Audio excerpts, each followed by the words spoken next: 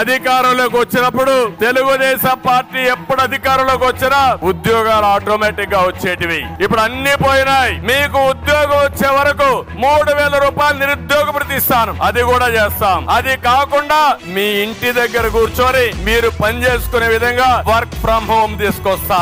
మీకు బోరు కొట్టినప్పుడు మండల హెడ్ క్వార్టర్ కు ఆ చెట్టులో వర్క్ స్టేషన్లు పెట్టి మంచి గార్డెన్ లో పెట్టి మీరు అక్కడి నుంచి పనిచేసే విధానానికి శ్రీకారం చుడతా.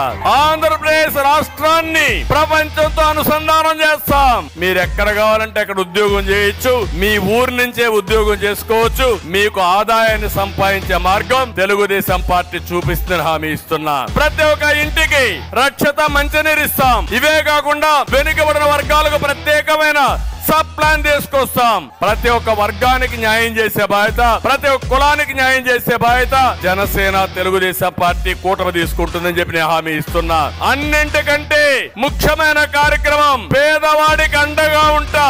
నా జీవితంలో ఒకటే ఆలోచిస్తున్నా, పేదరిక నిర్మూలన అనేది నా జీవితాశయం. కదలిరా కదలిరా ఓ తెలుగోడా కదలిరా.